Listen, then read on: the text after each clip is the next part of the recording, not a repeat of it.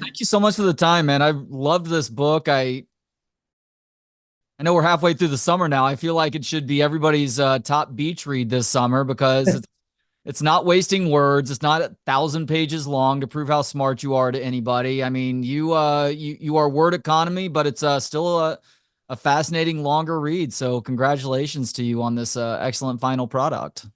Well, thank you. I mean, the reason that it's so concise and tight is because that's how I have to talk to journalists. I only have probably, I don't know, 45 seconds to 90 seconds to get a reporter interested in the story before they hang up on me. So I wanted the book to be paced in such a way that it felt like that it felt that dynamic. Well, that's basic human psychology too. I mean, they've done enough research by now that if you listen to one person talk for more than 45 to 90 seconds, the whatever the message is starts to get lost after that. We just get bored, and that's been for a long time now, much less in this era of social media where if it goes more than 280 characters, you're really screwed. Yeah, yeah. The attention spans have shrunk. Yes, they have. So you put a lot into this book in terms of details of stuff that some people may be embarrassed by, but I'm a lot like you. I'm an open book with these sorts of things, but there was a little bit more on the line for you with regards to some of the details you shared, just some of the ways that you helped out some truly evil people in this world. And there is some good, and we'll get to that as well. I guess the starting question though is why did you decide you wanted to write this book, Phil? It wasn't exactly my idea. I was kind of tucked into it. There were these two investigative journalists that I've worked with for quite some time who invited me to breakfast one morning and said, hey, Phil, we're writing a book about scumbags in DC, and we wanted you to be a character. And I, politely said, absolutely not. And they said, Phil, your story, it's too interesting. It's gonna get out there. Take your own advice as a crisis communicator and get in front of that story and tell it yourself. So they introduced me to an agent, and that's how things got started. As you just mentioned, you are in DC, and you knew that DC was your home from the first moment that you Mhm. set foot in the city, having just dropped out of Pitt thanks to a newly acquired cocaine problem, heading to a first interview for a Capitol Hill internship position at a strip club on a Tuesday night. What Yes. was it about DC that gave you this feeling, Phil? Well, it was kind of just everything, yes, the interview took place at a place called Camelot that's at 19th and M. I don't know how familiar you are with DC, but and so, you'd come in from the airport, you get in the cab, you drive by the monuments on your way into downtown. I don't know, there's something just amazing about the city that I kind of immediately fell in love with. Didn't have anything to do the location of the internship interview was a little confusing. That was a little strange, but got through it just fine. And the fact that you showed up pretty much got you the gig. And eventually you were told that in order to get ahead in that world, you need to finish that undergrad degree. You Yes. apply and get accepted to GW, to George Washington University, only to have that offer rescinded after you drunk drove through a window at the school library. Not a good idea as I, you're I want to trying. clarify, I was not driving a car. I drunkenly crashed through a window just by myself as a human being. Oh, there wasn't even an automobile involved. You were just the No human that automobile. went through the window. And I'd love to tell you this was in the middle of the night, but it was actually in the middle of the afternoon. It was quite a terrible ordeal. They rescinded my application for admission. I didn't have anywhere to go to school and didn't really have anywhere to work because the senator I was working for was retiring. So his office kind of leaned on the office across the hall, Senator Carl Levin's office, to hire me without a college degree. And he was the chairman of the Armed Services Committee, very, very distinguished senator. They really don't make them like the guys that I had the opportunity to work for anymore. I mean, Senator Moynihan and Senator Levin are kind of two legends of the US Senate. And then worked for Levin for a year, and then they helped me get into Georgetown, where I finished up school. and then went to the London School of Economics for graduate school. Why do you think that moment kind of helped you fail upward? Because that's something that would be a colossal red flag for a lot of people and probably gets them kicked out of that world altogether. Right. That should have been what happened. That isn't what happened for me. It was I think a lot of it had to do with the fact that people liked me and wanted to help me. They didn't want me to fail. So I had a great deal of help along the way. That goes a long ways, that charisma factor. And so you ultimately do get into the world of PR, which you say early on is all about sinking the proverbial body. What was the first time you sunk a body, quite literally? Well, that was I was 12 years old. My father was a pastor, and my job in middle school was to be his altar boy at funerals. And we were doing a funeral one afternoon, and they came in and dug the hole and put the coffin in, and the spectators were in the audience, and everyone was very upset. No one was really paying attention to what was going on in the hole. But as we were halfway through the service, it started filling with water, and the coffin started to rise. And I was holding the cross, looking very sad. And I kind of nudged my father, and I got him to look into the hole. And he started to go faster and read the prayer more quickly to end the service more hastily. And at one point, the coffin was level with the ground, and he told me to put my foot on it to kind of level it and make sure it didn't come all the way out for everyone to see. So he finishes up the service and guides the congregation away from the situation towards the parish hall, and asks me to deal with it. And so I jumped on the coffin to try and submerge it and fell into the grave. So that was that was the first time that I'd ever, distracted people to create a counter narrative, I guess is the way to put that. And as you define it, the body in the PR world is the truth, and you are trying to control that narrative, which involves placing a story. And you say Yes. placing a story is a month-long process, and we'll certainly get into specific stories that you help to place and narratives that you help to spin. But what does that month-long process consist of, Phil? Well, the first is finding the appropriate reporter for the subject that you're looking for. So, if it's a sports issue, getting to the right sports reporter at the right publication, making sure they have the time to take on a news story. And then it starts kind of what we call the discovery process, where you have to give up everything that you have to the reporter, all the information that you have in order to make the story happen. And then they kind of have to go back and get the comment from the other side and then put the story together. So it all kind of starts usually with an email that is one reporter introducing me to another reporter. And then we quickly take that email offline to a phone call and switch to an encrypted messaging service, usually, to communicate over the course of the next month to put a story together. And a month is a really conservative estimate sometimes. There are certain stories that I have been chasing. There's one headline I've been chasing for almost 4 years now. There was another story recently that I chased for an entire year. And that was a financial fraud. That story actually isn't in the book. It was a $600 million real estate fraud.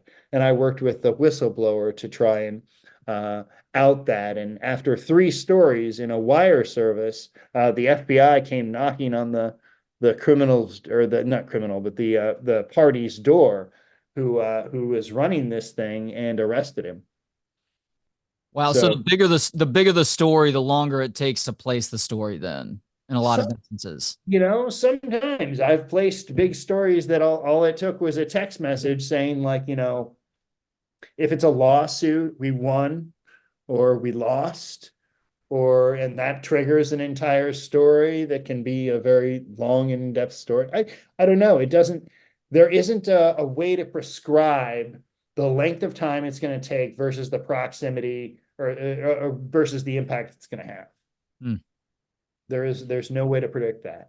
You run down a list of things that are stories, I guess, narratives that you help to control over time. I mean, it's everything from having a documentary that says the F word way more times than the MPAA allows the F word to be said, to get that turned into a PG-13 movie versus the automatic R rating that would normally get otherwise. You helped the U.S. Tuna Foundation convince pregnant women that mercury was not bad for that life form that they were carrying because of a certain form of molecular mercury that was too large to cross the blood brain barrier. You helped legitimize Russia Today in the U.S. market. And this is one of my favorites because, gosh, do we all love the airline industry and what they love to do to us. You are partially responsible for commercial airline passengers having to pay more so private planes can avoid a laughably small fee. Why is this? It was just a fight over who would pay for next gen or for modernization of the FAA air traffic control system. The issue was about who would pay and what the airlines, they don't land and take off on time very often. Some of their advocacy efforts are similar trajectory. And so this one fell a little short. And this is a very interesting story. What I ended up doing was working with an investigative journalist on looking at the revolving door between the airlines and the FAA, their regulator. So what we did was we analyzed the data of public records versus, who worked for the airlines and when. And all she did was write a story saying the revolving door between the airlines and their regulator could be an indication of why they always get their way. And so that story hit the day before a congressional hearing over this issue. So we were using something totally separate, but Congress didn't really feel like doing what the airlines wanted them to do the day a story came out saying basically they rigged the system. So it's just a way to use something else to influence the outcome of another objective. Does that make sense? It does. And that also seems like a very common relationship between the public and private sector across the board. Like you think about the financial markets, how many former Goldman Sachs or Bear Stearns heads end up with major control within the Federal Reserve and just other positions in the government. It seems like there's countless examples of people crossing over from private to public and back again, or vice versa. And you just wonder how authentic the whole system is versus the rigged nature of it all to hook up that top whatever percent. Absolutely. I mean, just look at Boeing. I mean, the number of people who work for Boeing versus their regulator and then go back and forth between the two places. And if you're regulating a company who's holding your retirement plan, I don't think the regulation is going to be as strenuous. Great points. Speaking of planes, why did you end up traveling from Vegas to New York by plane with $60,000 strapped to your person? It was a series of bad decisions that ended with me having $60,000 saved to my. Now, I want to point out that was entirely unnecessary. We weren't sure how much you could legally fly with on a commercial airliner at the time. The answer was $100,000. So my colleagues and I at the time, we didn't know that. So one of my colleagues suggested, he was like, well, strap that shit to your body. And so that's what I did. Now, the reason I was in Vegas is very interesting. A few things you should know about this trip. I had never been to Las Vegas before in my life. So Oh, as a wow. tour guide, I was functionally useless. I mean, Vegas is like visiting a different planet. Yeah. And I did not have the keys to the kingdom on this particular trip.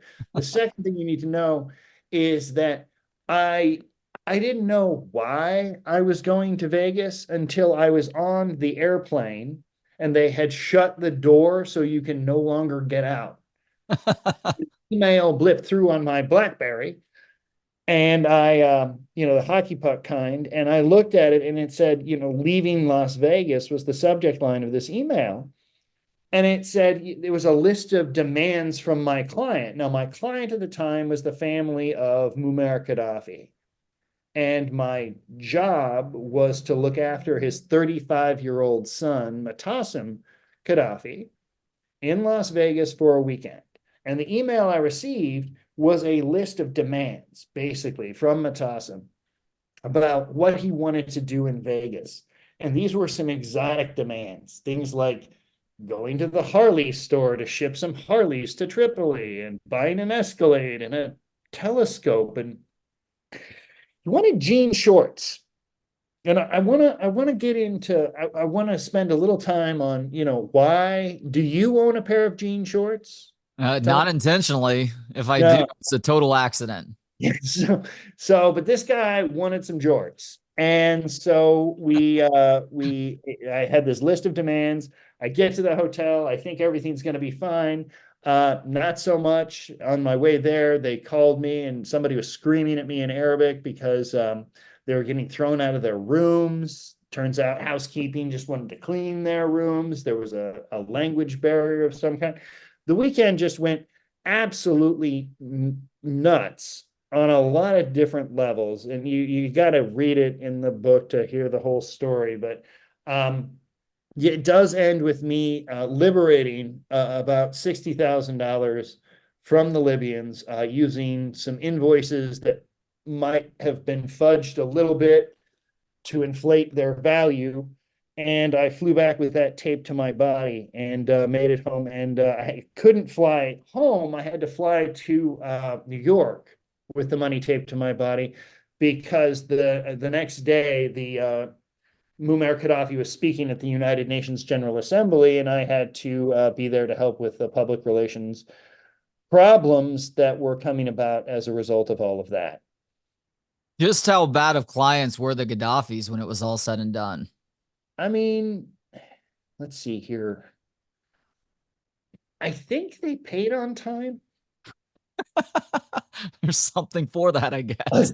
Other than that, they were, I think, the worst client that you could ever have. There's nothing redeeming there. There's no good story to tell. There's no positive spin exactly. We tried. I mean, we placed op-eds for them. We helped get some positive press for them when the Lockerbie bomber was released. But there wasn't a lot.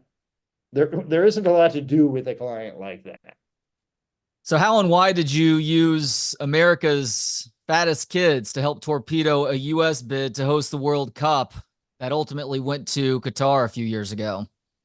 Well, yes. So our client at the time was the government of Qatar, and they wanted to host the World Cup, something that at the time ESPN said it would make more sense to play the Super Bowl in a lake than it would make to play the World Cup in Qatar.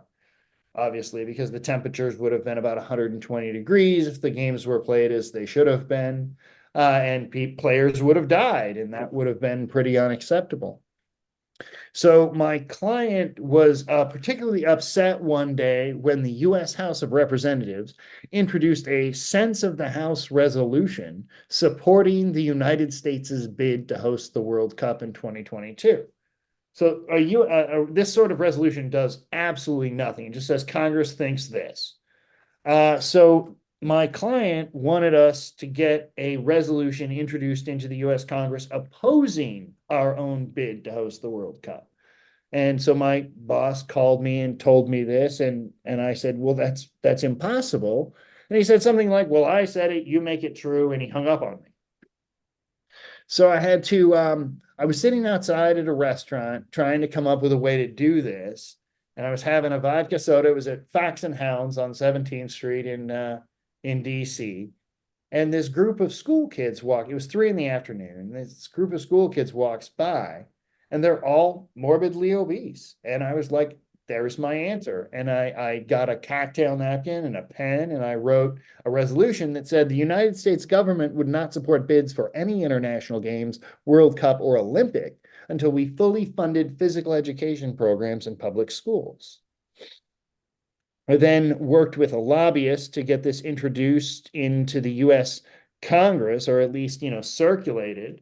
Then got the member of Congress to confirm to a reporter who I happened to know was a soccer fan that they had introduced this resolution. And so he wrote a story with the headline World Cup versus Gym Class. Now, I don't know if this switched any votes in Switzerland when they voted on who would host the World Cup, but what it did was give cover to absolutely every voter who voted for Qatar because they could say not even the US Congress wants this. Why would we give it to the United States? When Qatar is willing to invest what turned out to be $220 billion to put on the World Cup. However, they, neglected to pay their workers.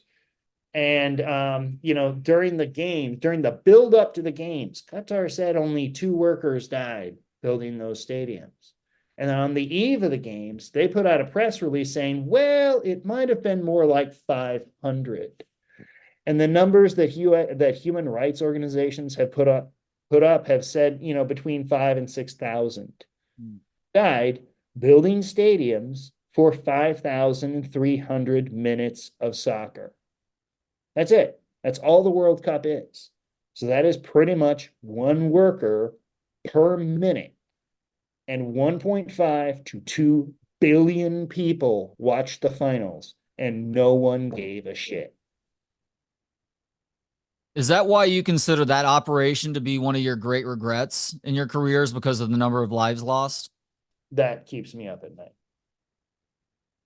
Yeah. So there's a big debate right now around the idea of sports washing and whether sports washing works. And that is using sports, using an investment in sports as a way to cover up grave misdeeds. And I think what you laid out is a great example of that. Just how effective do you believe sports washing to be in 2024?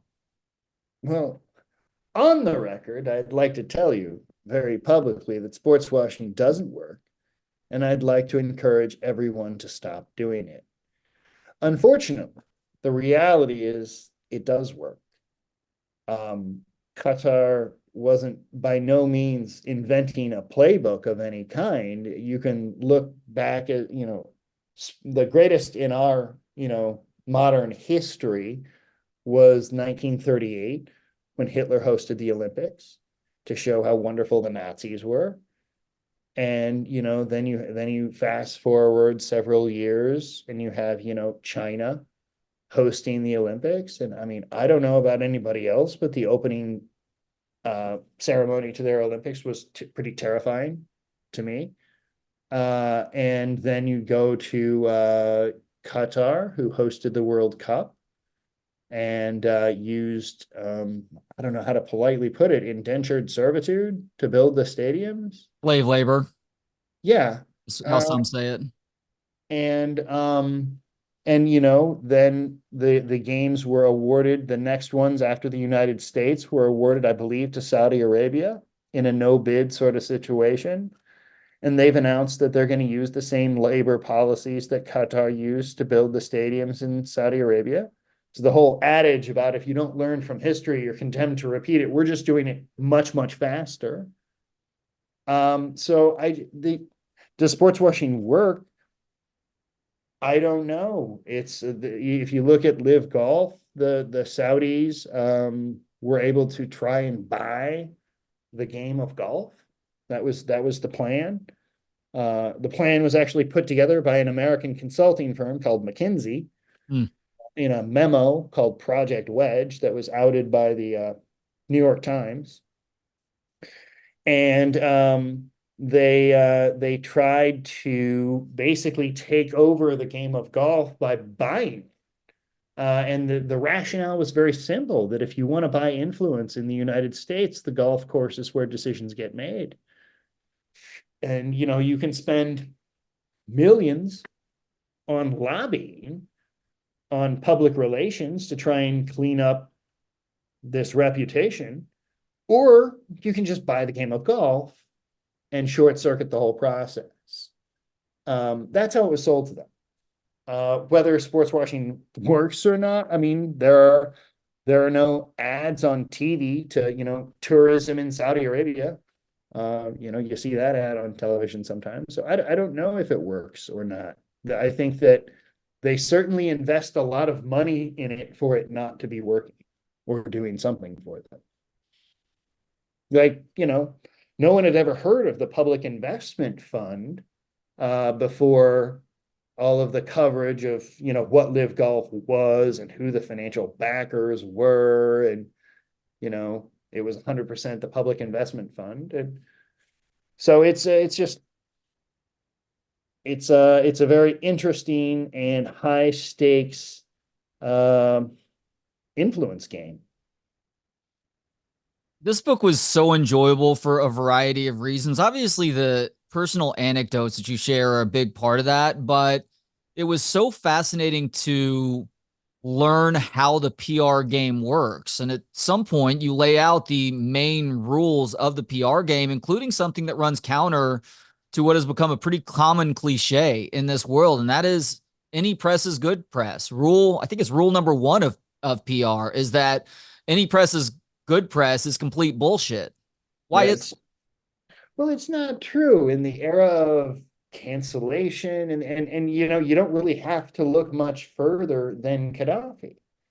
So he was this leader who ruled Libya like a god and had this image that ruled for 42 or so years. And it wasn't until his appearance in New York, and it wasn't until he received the true treatment of the global media and what they can do to somebody that he was shown to his own people to be human. And if he's human, he can be killed. And that is exactly what they did. with a bayonet up the ass, one of the possibly worst ways to die. Now, do PR pros have any better sense of how to make something go viral than your average Twitter user? Because it seems like y'all would be at the forefront of this.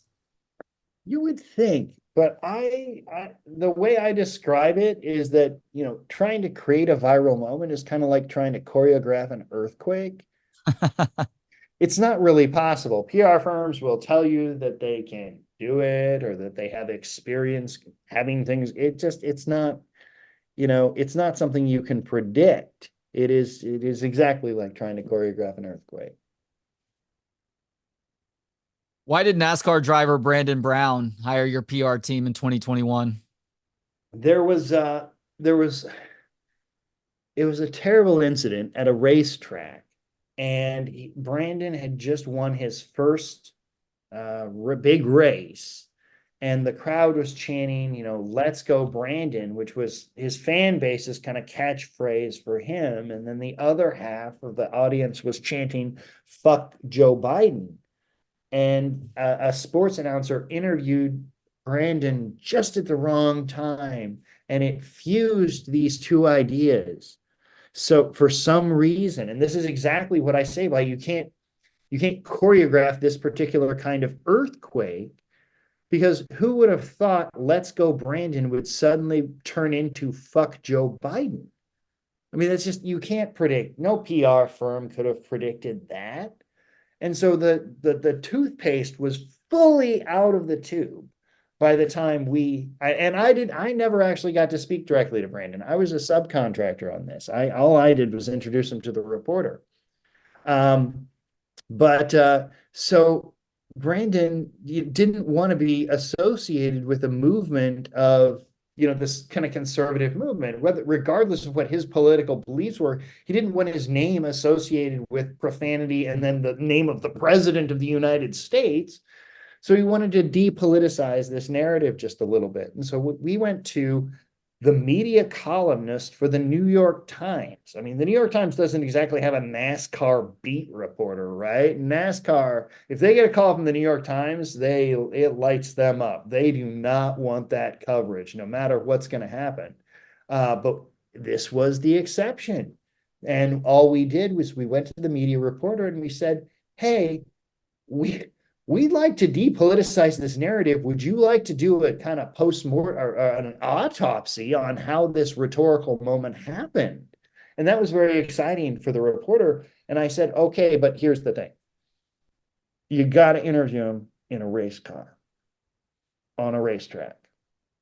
And so the instruction to Brandon was if he asks you any uncomfortable questions, you don't like the direction it's going, just speed up. The reporter will either get sick or pass out. It'll be cool. so so that was I love creating experiences for reporters when I can to go along with stories. Just What was the most enjoyable chapter to write? most enjoyable. I the prologue was the most fun to write. I probably rewrote the prologue 20 times, and it just kept getting better and better each time I did. And it was I know it's only like 3 pages or something like that, but it meant so much to me because the way I read books is I'll read the first page and then decide if I'm going to buy it or not. And so I needed the first page to really just hit the reader and grab them. You said at the beginning of this conversation, you have 45 to 90 seconds when you start talking to a reporter. It's that way with book readers too. And I'll wholly admit, I read the prologue of this book. I'm like, holy shit. What did this guy get himself into? Yeah, And so, for those who are curious right now, we don't want to give everything away necessarily, but the prologue starts with the FBI coming to you and your wife's place in DC. You realize what's going on. You buy yourself an hour. You get your wife out of the condo. But why was the FBI paying your residence a visit in February of 2018? well, and that's the funny thing. I didn't know I wasn't 100% sure why they were there at the time. And the first question they asked me was, Mr. Elwood, do you know why we're here? And a lot of things went through my head. And what it turns out, what it was, I was working for a group of Israeli intelligence officers, former Israeli intelligence officers, who had formed a private company that for some reason needed a PR guy. And I worked for them for about 2.5 years. And the FBI, they got on the wrong side of the FBI and they came to my house to ask me some questions about them. And they spent about an hour and a half at my dining room table where I'm sitting right now. And that was an intimidating conversation. I have to tell you, they employ a lot of psychiatrists and psychologists at the FBI to figure out how to best intimidate a subject. And showing up to your house at 6:30 in the morning is a good way to do it. And body language, a lot of different things to intimidate you. Also, they don't really ask you questions that they don't know the answers to. And there always is that Columbo moment at the end when they're getting up to leave. They just have one more question. For me, the one more question was, would you mind, since you've been so cooperative, would you mind turning over a few things to us? I'm like, well, what did you have in mind? And they're like, well, the last 2.5 years of your phone records, bank records, emails, text messages, whatever. We want it all. And so they basically took most of my life for about 2.5 years. And then I had to get hauled into a windowless conference room at an anonymous building in DC. And I was questioned by the DOJ and the FBI.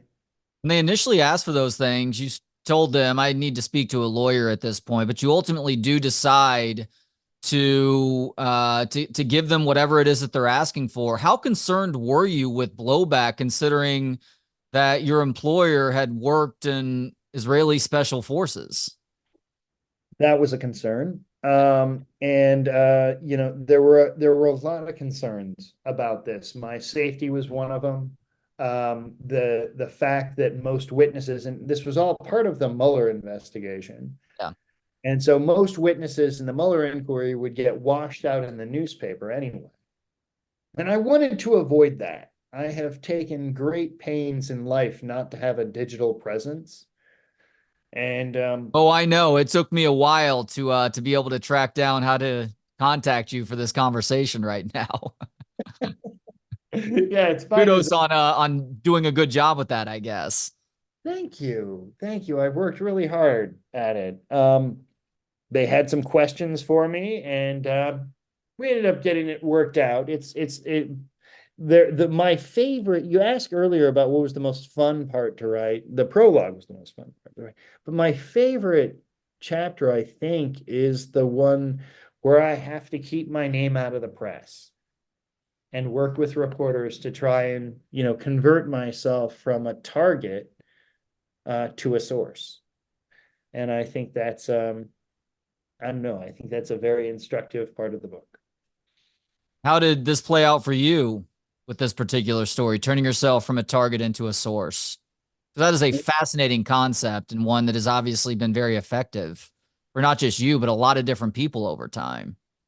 Right. It worked for me. The only place that you could before doing this book, the only place that you could find my name affiliated with the Psi group was on page like 700 of the Senate Intelligence Committee report on the Mueller report.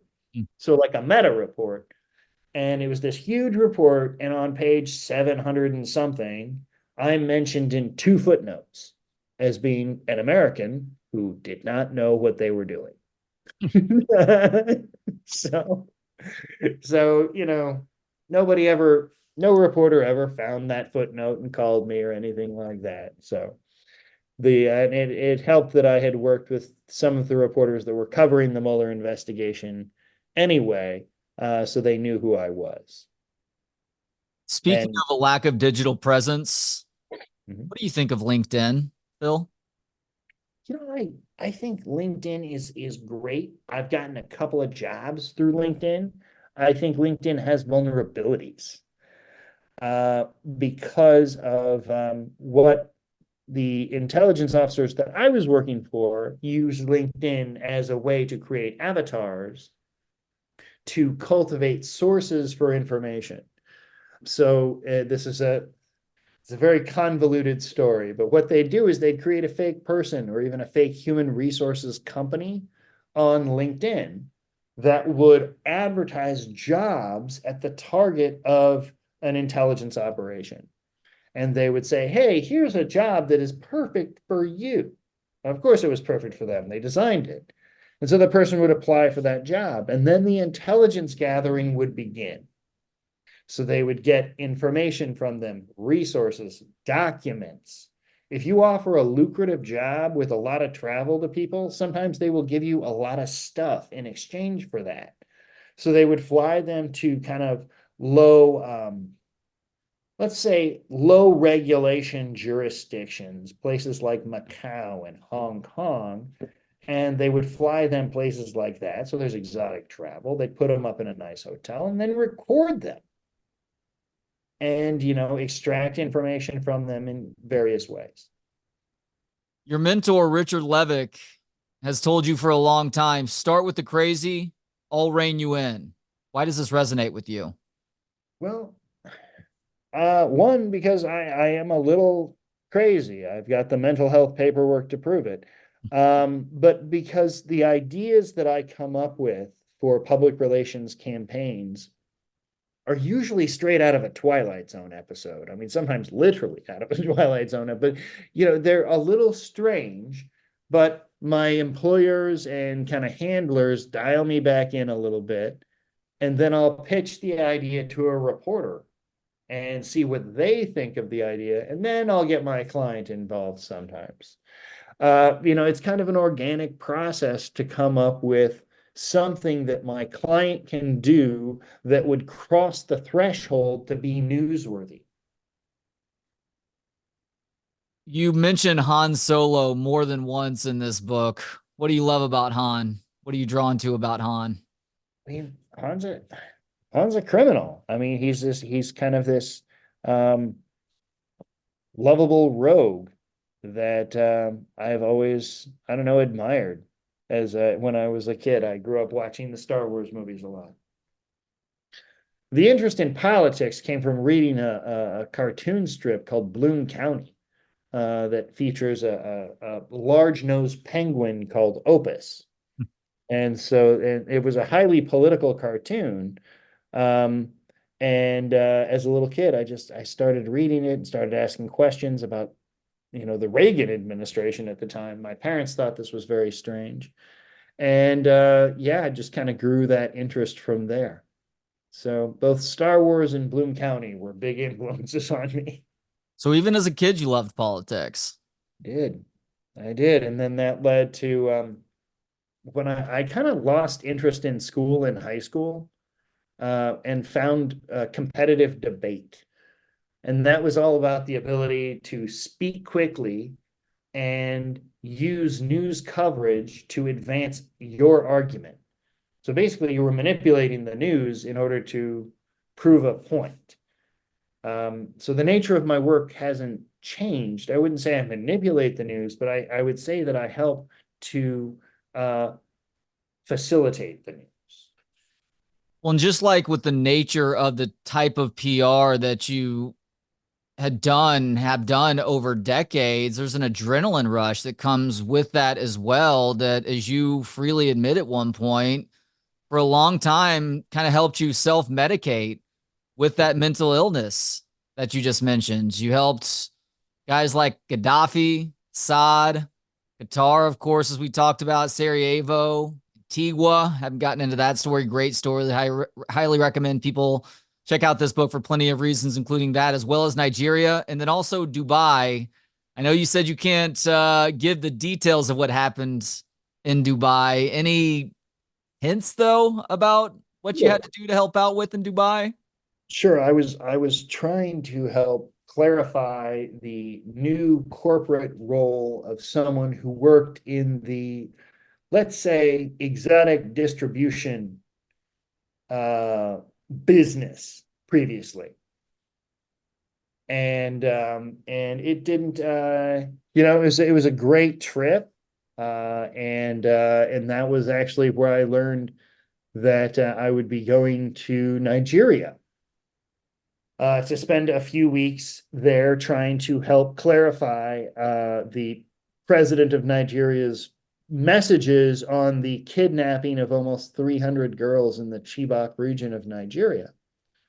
And it was a colossal failure that ended with us getting kind of getting scolded by a 17-year-old human rights activist, very rightfully so.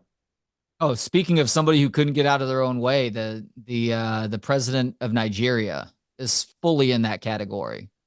Right. That it was a pretty I describe it in the book as a Kobayashi Maru. I don't know if any of your listeners are Star Trek fans, but a Kobayashi Maru is a no-win situation. It's Yeah. a training scenario meant to teach people humility. Um, and that's exactly what this was. It was a rather public, I don't know, failure. On all levels of the government's ability to do anything in response to the kidnappings and our inability to communicate a somewhat decent message. So it was a hard it's a hard I liked that chapter a great deal, but it is rough. It was a hard chapter to read just to see a human who has a lot of control making so little effort to help out those who are in a much less controlled situation. Quite the opposite, who had something criminal happen to them, to not do very basic things to try and help them out. It sucks, but there's sadly a lot of people in this world that are like that. I've decided that I will not help them anymore. So several things came to a head. You've mentioned several of them in the book, and I decided that I needed to set what I call a deadline for myself. Now, the phrase deadline, everybody who's worked in a newsroom knows what that means, but actually its origins trace to the American Civil War, when they couldn't afford to build walls around their POW camps. So instead, they drew a line in the sand and they put a sniper at all four corners. And they said, if you cross this line, they're going to shoot you. and you will die, and that's why it's called the deadline. I'm not sure how it migrated into newsrooms. It probably has something to do with kind of the gallows humor of both reporters and soldiers. But what it means for me is that there are certain things I can't do anymore because I won't survive. So I can't work for dictators. I can't work against democracy, and I can't break the law. I just can't do those things and feel okay with it. Makes a lot of sense. Thank you for sharing that origin story too. Another one of those fascinating footnotes in this book. I mean, we've talked about a lot of stories that I don't know how embarrassed you are by them because you're openly talking about them, and I give you a ton of credit for that. What about the assignment that you're most proud of, though? What is that?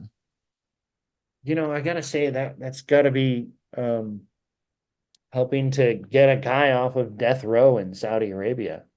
I was working for a Turkish American at the time, and he read an article in his when he was in Turkey in his local paper about this Turkish barber who said it. Turkish barbers in the Middle East are coveted. They're like, it's kind of like a French chef. So a Turkish barber is the kind of barber you want. So he opened a shop in Jeddah, Saudi Arabia. And one day he got into a fight with one of his customers. They got into an altercation of some kind. And he said in Arabic, a language that he was not fluent in, he said, God damn it. And this customer called the religious authorities who showed up that day and arrested him. He had a 1 day trial with no lawyer and no translator, and he was sentenced to death.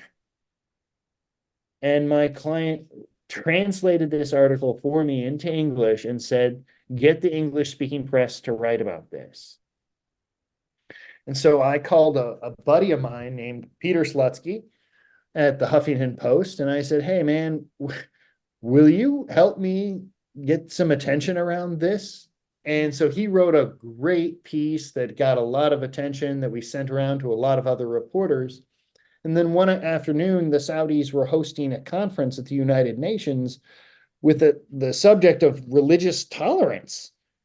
And so I just, told a few reporters to go to this conference and ask some questions about our guy Sabri Baghdeh, the Turkish barber.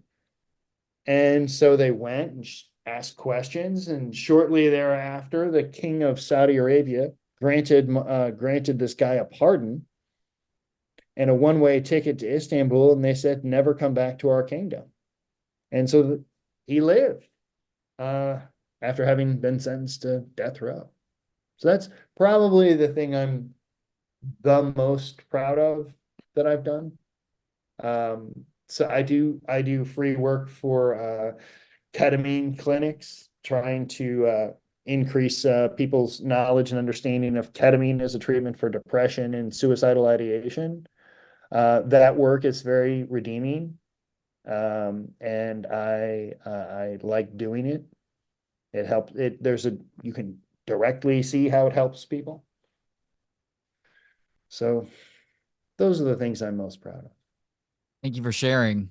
Now, the title for the book, All the Worst Humans, comes from the worst humans that you worked with. And at the end of the book, you say that working with all the worst humans taught you some things. One, it taught you what power really means. What does it really mean, Phil? It's about control. Power is about the ability to control others. And it's a scary concept. In graduate school, I did a lot of reading by Foucault, and he writes a lot about power and the dynamics of power between people. And it's fine to read about it, but when you see it enacted in places like Sarajevo and in places like Libya and Syria, it is really terrifying. So ultimately, power is partially about control. The other part that I really like of that section of the book is where we talk about money. Money is a manifestation of power, or a kind of power. And our political system, our democracy in this country, We're the only country in the history, or only democracy in the history of the world that believes this, by the way, believes money is speech. And that's been enshrined by, the Supreme Court decision, Buckley v. Valeo, which happened in 1976. And that was reaffirmed with Citizens United in 2010, that enshrine that money controls our system. And as long as money is the only thing that, I mean, just think about the concept on its face. Money is speech, so that means he with the most wins. That's the antithesis of democracy. We have to find a way to get the money out of the system because it's going to be our downfall. Talk about a yeoman's work. Another part that I liked in that chapter was your, I guess, personal revelation from working with all these terrible people about the complicated relationship that you have with the truth. We're at such a weird time now where it's almost like information overload. Yeah. And as you talk about with yourself, I mean, there are times that you are sinking that body. You're trying to seek the truth and create a new narrative for those who are paying you the most money. So what is truth in 2024? Optional. I mean, it's people are living in completely different realities. So I mean, it's very difficult to say this is true and this is false.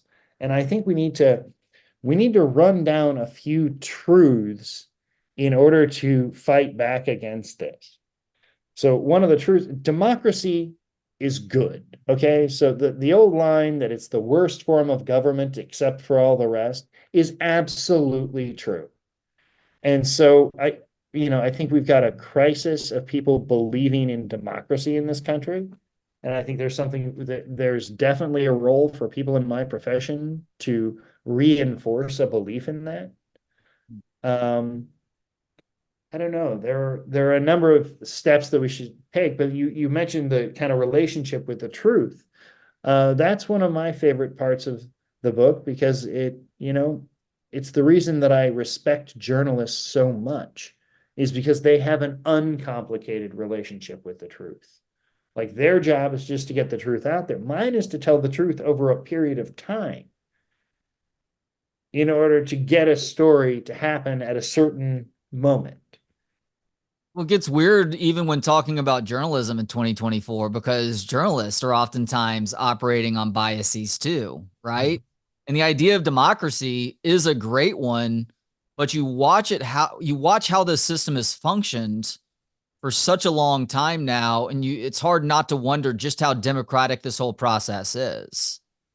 And so I'm not sure what it will take for people to start believing again because there are far too many people who exist in the gray area that in the end don't see that big a difference in the left and right, or at least what is represented by the left and right in American politics.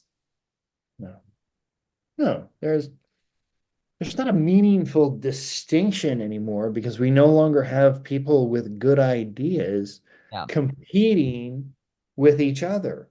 I mean, if you ask one of these newly appointed or elected members of the House of Representatives if they've maybe read Article 1 of the Constitution, the odds are terrible that they've ever read what they're supposed to be doing there.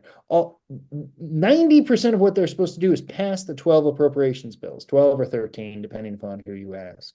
Well, the last time they did that, I was in high school. Bill Clinton was president. The internet was, just about to be invented. So Congress hasn't done their job in years, and yet they enjoy a 90 to 95% reelection rate. Explain that to me. Money. I mean, yeah, it's money. So until we overturn Buckley v. Valeo and Citizens United and just get the money out of it, we're going to continue to have rapidly declining IQs in Congress and rapidly escalating egos and people who want to be Instagram influencers. Well, I feel like we are seeing a shift of people who pay close attention to the corporate press versus finding more independent news sources to get their information from. So that's certainly a part of the process. I'm not sure what that next major step is, though, in inciting true change. I mean, you mentioned overturning these decisions. And so I guess the next step is informing people about that in particular. And so that the grassroots campaign can really begin with that to then force those who are in DC and a state, and I guess to lesser degrees, the local levels, of doing their damn jobs. Right. The system is built on an incentive structure that really resists change. Yeah. So like this system is built by money for money. Yeah. It's ironic that Congress is just really supposed to appropriate money, and that's the only thing they don't do. I mean, you can search Article 1 of the Constitution for the word investigate if you want to. I don't think it's in there. So when Congress announces they're going to launch a major investigation, it's like, well, you could have chosen a different line of work. So I have so little respect for that institution, and it's because I respect the people that I worked for there so much. I mean, these were intellectuals. These were brilliant people who were there not for themselves. They were there to make America a better place. And you don't have that kind of person running for Congress anymore. You have, your average member of Congress is much closer to George Santos than George Washington. I mean,